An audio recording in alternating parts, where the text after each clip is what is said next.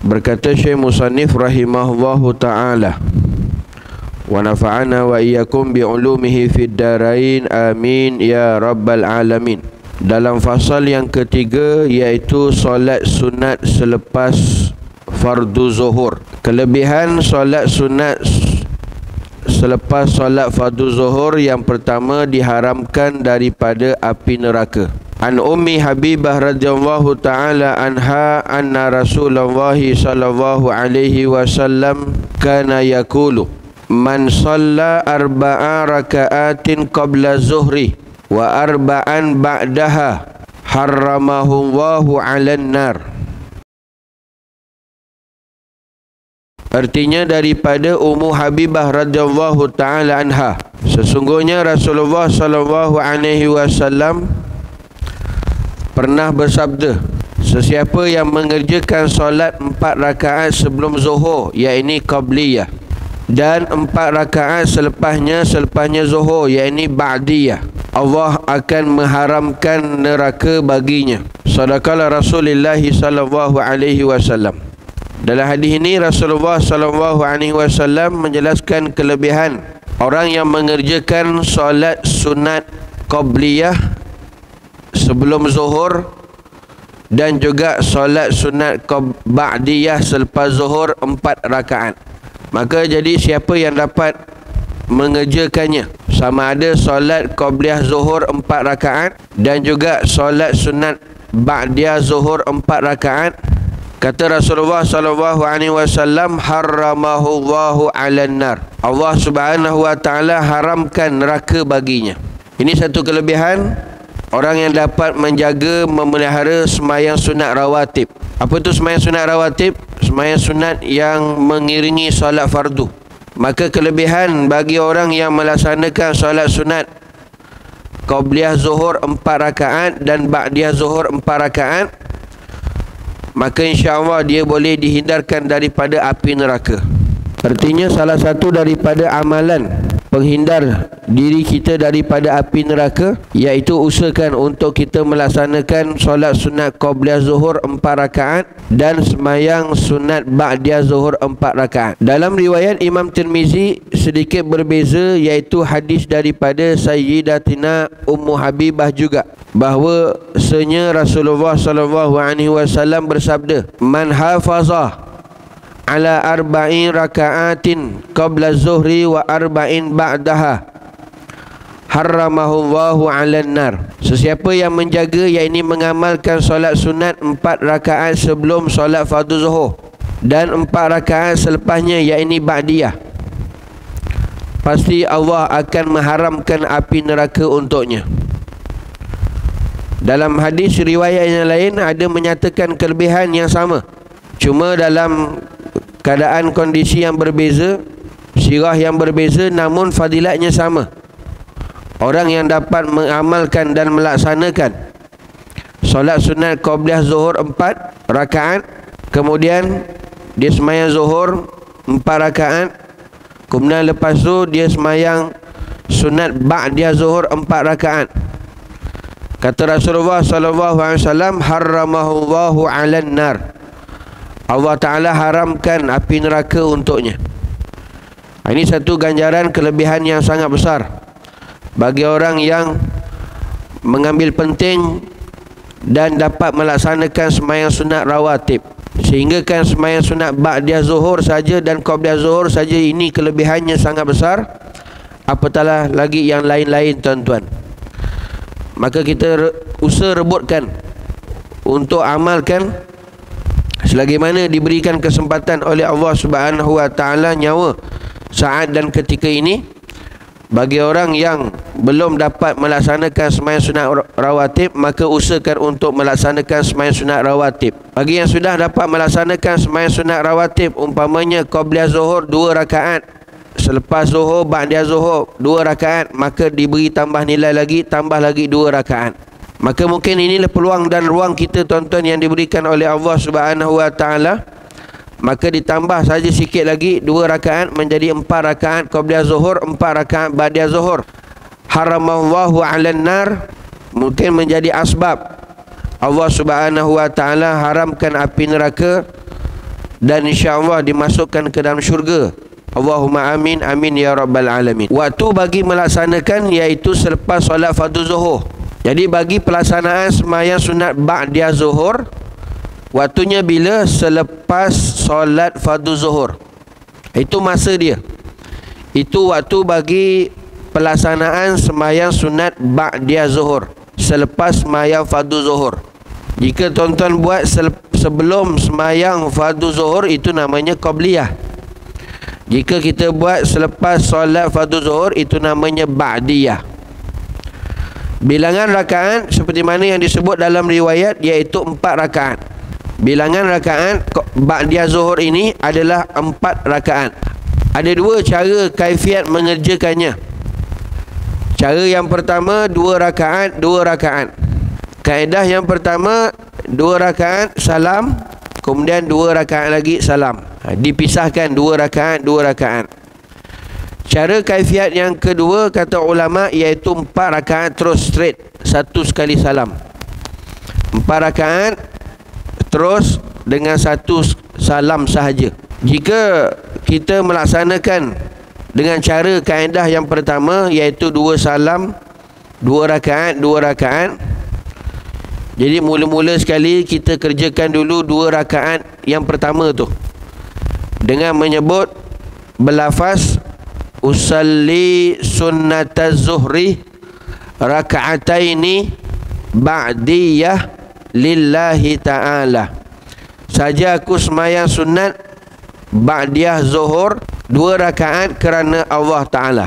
Lepas daripada Fatihah, rakaat yang pertama boleh saja memilih apa jua sekalipun surah selepas Fatihah. Antara surah lazim yang dianjurkan ulama iaitu lepas daripada Fatihah, rakaat pertama membaca suratul kafirun, dan pada rakaat yang kedua selepas Fatihah iaitu suratul ikhlas, ataupun apa-apa surah yang boleh untuk dibaca. Kerana sunat saja selepas daripada Fatihah ini membaca surah. Namun untuk kesempurnaan dan adab, maka kita baca surah apa jua sekalipun walaupun pendek surah tersebut. Maka lepas daripada salam yang pertama 2 rakaat yang pertama salam, maka bangun lagi untuk kita buat 2 rakaat lagi dengan lafaz niat, tidak menyebut perkataan ataupun lafaz ba'diyah. Sekadar berlafaz usalli sunnataz zuhri raka'ataini lillahi ta'ala. Saja aku sembahyang sunat zuhur 2 rakaat kerana Allah Ta'ala. 2 rakaat lagi tuan-tuan, tidak disebutkan ba'diyah. Surah sama juga seperti mana yang tadi. Kemudian selepas salam, artinya dia sudah buat 4 rakaat ba'diyah zuhur. 2 rakaat salam, 2 rakaat salam. Ini pilihan yang pertama bagi kaedah kafiat yang pertama pelaksanaan ba'diyah zuhur, 2 rakaat salam, 2 rakaat salam. Kemudian kata ulama bagi kaedah pelaksanaan ba'diyah zuhur, cara yang kedua iaitu 4 rakaat terus dengan 1 salam, dengan lafaz niat usalli sunnataz zuhri 4 rakaatin ba'diyah lillahi ta'ala. Saja aku sembahyang sunat ba'diyah zuhur 4 rakaat kerana Allah Ta'ala. Macam kita sembahyang zuhur, sembahyang fardu zuhur 4 rakaat juga tuan-tuan, straight. Bagi ba'diyah zuhur, kaedah yang kedua boleh untuk kita buat terus 4 rakaat dengan 1 salam. Dengan niat tadi, saja aku sembahyang sunat ba'diyah zuhur berapa rakaat? 4 rakaat kerana Allah Ta'ala. Surah yang dibaca pun untuk pilihan mana-mana surah pun boleh tuan-tuan. Rakaat yang pertama surah kafirun, rakaat yang kedua surah ikhlas, rakaat yang ketiga suratul falak, rakaat yang keempat suratul nas. Ataupun rakaat pertama suratul kafirun, rakaat yang kedua suratul ikhlas, rakaat kedua ketiga tak baca surah. Dia baca Fatihah saja terus pun boleh, tak jadi masalah. Ataupun baca apa-apa surah saja pada mana-mana rakaat pun boleh, tak mengapa tuan-tuan. Kerana itu hukumnya sunat saja membaca surah selepas Fatihah. Tuan-tuan muslimin hadirin yang dirahmati Allah, ini kita usahakan tuan-tuan beri nilai tambah supaya ada kemajuan dari segi amal ibadah kita kepada Allah. Kerana yang dikatakan semayang sunat ataupun semayang nawafil ini adalah untuk kita memperbanyakkan. Dan perkara sunat ini bila mana kita memperbanyakkan, artinya kita orang yang usaha untuk mentakarubkan, menghampirkan, mendekatkan diri kita kepada Allah. Dan mana-mana amalan sunat yang dikerjakan ini, inilah yang memberikan keuntungan kita nanti di hari akhirat. Adapun yang wajib saja kata ulama itu adalah perkara yang balik modal. Perkara fardu yang wajib yang kita buat ini adalah sekadar balik modal. Untuk dapat keuntungan tuan-tuan, untungnya apa? Iaitu dengan kita melaksanakan dan memperbanyakkan amalan-amalan sunat, termasuk sembahyang sunat, termasuk sembahyang rawatib, sembahyang yang mengiringi solat fardu 5 waktu. Mudah-mudahan Allah Ta'ala beri kita kekuatan tuan-tuan, kita beri satu nilai tambah untuk lebih baik lagi daripada tahun yang lepas dari segi sudut memperbanyakkan amalan-amalan soleh, terutamanya sembahyang sunat. Tuan-tuan muslimin hadirin yang dirahmati Allah, Al-Imam Bukhari rahimahullahu ta'ala meriwayatkan hadis daripada Sayyidina Quraib. Rasulullah SAW pernah ditanya oleh seorang perempuan yang diutuskan oleh Sayyidina Quraib, sendiri untuk bertanya solat yang baginda kerjakan selepas solat fardu. Dalam riwayat Imam Bukhari, hadis sahih, disebutkan daripada Sayyidina Quraib radhiyallahu ta'ala anhu, Rasulullah SAW pernah tuan-tuan satu hari ditanya oleh satu orang perempuan. Seorang sahabiah datang jumpa Rasulullah, yang mana diutuskan oleh Sayyidina Quraib radhiyallahu ta'ala anhu sendiri. Untuk apa? Untuk dia tanya kepada Rasulullah berkenaan solat yang Nabi buat selepas solat fardu. Adakah Nabi buat ataupun tidak dan sebagainya. Lalu Rasulullah SAW menjawab, "Ya binta Abi Umayyah, sa'alti ani raka'ataini ba'dal asri wa innahu atani nasun min Abdil Qais fashagaluni anir raka'ataini lataini ba'da zuhri fahuma hatani." Jawab Rasulullah SAW, "Wahai putri Abu Umayyah, kamu bertanya tentang 2 rakaat solat fardu asar." Solat fardu asar. Jadi beliau datang ni jumpa Rasulullah, dia tanya tentang solat Nabi SAW yang Nabi kerjakan selepas fardu asar. Lalu jawab Nabi SAW, "Ya binti Abi Umayyah, wahai putri Abu Umayyah, yang kamu tanya ni tentang 2 rakaat selepas solat fardu asar. Sesungguhnya kata Nabi SAW, wakil daripada Abdul Qais datang berjumpa denganku, yang menyebabkan mereka menyibukkan aku, yakni sehingga aku terluput daripada mengerjakan 2 rakaat selepas, yakni ba'da zuhur." Disebabkan ada satu orang ni datang jumpa Nabi SAW sehinggakan menyibukkan Nabi SAW dengan dia, sehinggakan Nabi terluput daripada mengerjakan sembahyang sunat ba'da zuhur. Maka 2 rakaat yakni ba'da zuhur itu, inilah dia yang dikerjakan selepas asar. Hadis sahih riwayat Imam Bukhari. Artinya apa tuan-tuan? Nabi melakukan solat qada bagi solat sunat ba'da zuhur. Ada orang jumpa Nabi SAW, jumpa tengah sibuk-sibuk ni tuan-tuan, sampai tak sempat Nabi nak buat sembahyang ba'da zuhur. Habis lepas tu macam mana? Lepas habis sembahyang fardu asar, maka Nabi pun buat semayang sunat ba'diyah zuhur. Tapi dalam waktu bila? Lepas solat fardu asar. Itu namanya apa tuan-tuan? Nabi mengqadakkan solat sunat ba'diyah zuhur. Boleh tak? Boleh. Nabi sendiri buat tuan-tuan. Cuma tinggal lagi kita je tak berapa nak rajin nak buat. Bila dah tinggal-tinggallah. Apatah lagi dia kata apa? Semayang sunat je Ustaz. Sunat je. Yang fardu pun, yang lain pun belum qadak lagi. Tapi nak kata bahawa boleh untuk kita bila mana terluput, terlepas semayang sunat ba'diyah, boleh kita untuk kerjakan bila mana terlepas daripada waktu tersebut, buat dalam waktu yang lain. Itu namanya kita mengqadakkan solat sunat ba'diyah tersebut, kerana pernah dilakukan oleh baginda Rasulullah sallallahu alaihi wasallam, disebutkan dalam hadis sahih riwayat Imam Bukhari. Tuan-tuan muslimin hadirin yang dirahmati Allah, ada beberapa catatan untuk solat sunat rawatib qabliyah, iaitu sebelum dan ba'diyah, iaitu selepas zuhur. Yang pertama, apabila mengerjakan solat sunat 4 rakaat qabliyah atau ba'diyah zuhur 4 rakaat, disunatkan mengerjakannya secara 2 rakaat 2 rakaat.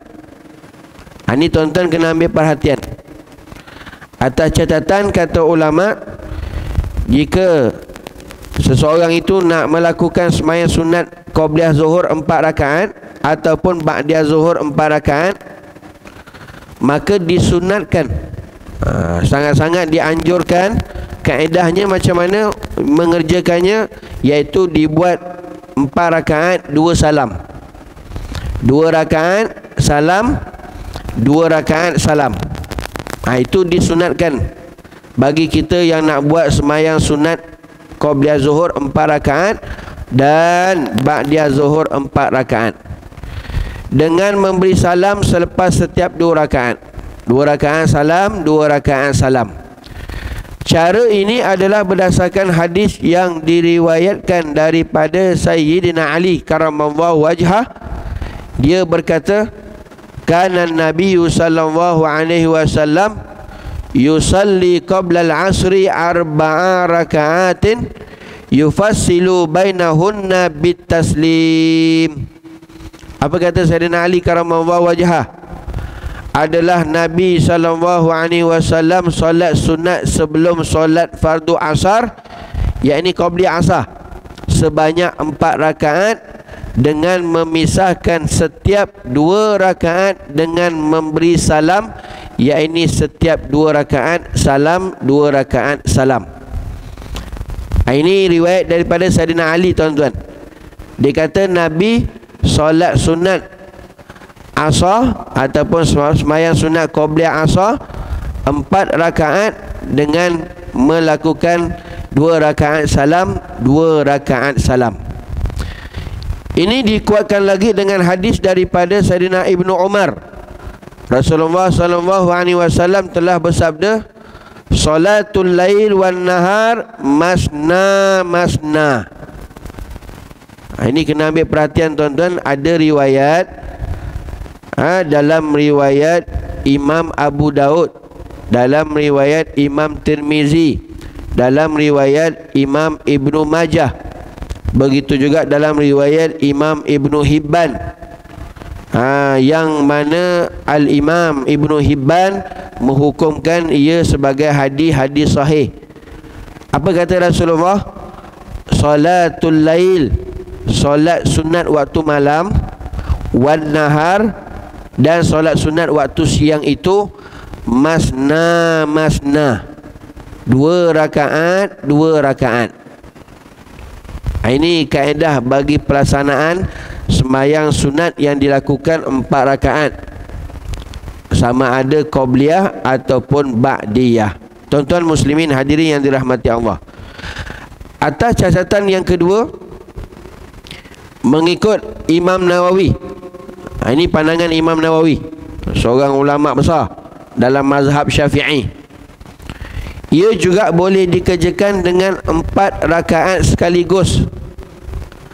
Kata Imam Nawawi, yang nak buat 4 rakaat qabliyah, yang 4 rakaat ba'diyah, boleh saja 4 rakaat terus. satu salam. Dengan satu salam. Sama ada dengan 2 kali tasyahud atau sekali tasyahud. Artinya yang buat 4 rakaat terus satu salam, sama ada nak buat tahiyat awal pun boleh, tak ada tahiyat awal pun boleh.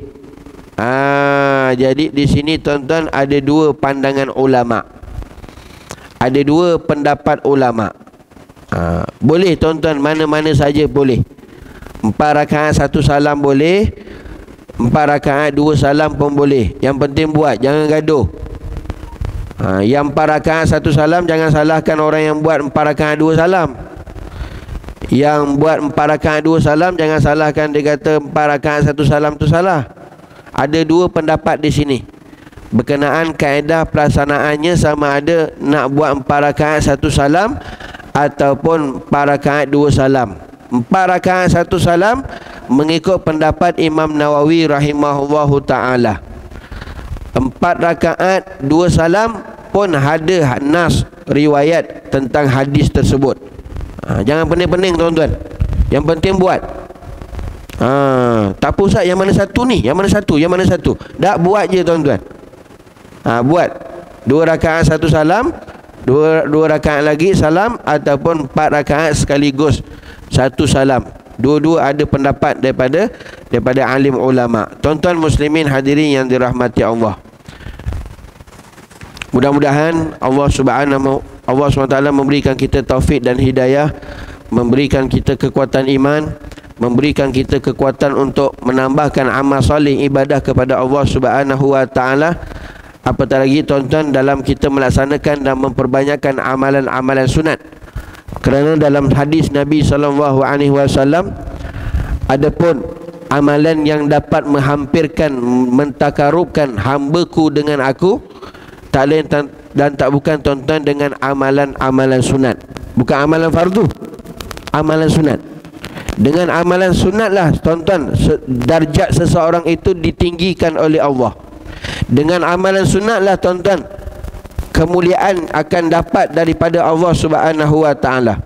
Dengan amalan sunat itulah juga maka kita mendapat keuntungan nanti di hari akhirat. Dengan amalan sunat lah seseorang itu bila mana dia perbanyakkan, maka dia akan mentakarubkan, menghampirkan lagi diri dia dengan Allah Subhanahu wa taala. Jadi ambillah peluang dengan kesempatan yang diberikan oleh Allah Subhanahu wa taala, kita memperbanyakkan amalan sunat. InsyaAllah tuan-tuan, mudah-mudahan kehidupan kita, kehidupan yang dirahmati oleh Allah, lagi diberkati oleh Allah, dan menjadi asbab mudah-mudahan mati husnul khatimah, dan akhirat insyaAllah kita dimasukkan ke dalam syurga oleh Allah Subhanahu wa ta'ala. Allahumma amin, amin ya rabbal alamin. Mudah-mudahan kita dapat amal dan sampaikan serta bermanfaat. InsyaAllah panjang umur, kita jumpa nanti pada pertemuan yang akan datang. Wallahu ta'ala a'lam. Hadza wabillahi taufiq wal hidayah. Wassalamualaikum warahmatullahi wabarakatuh.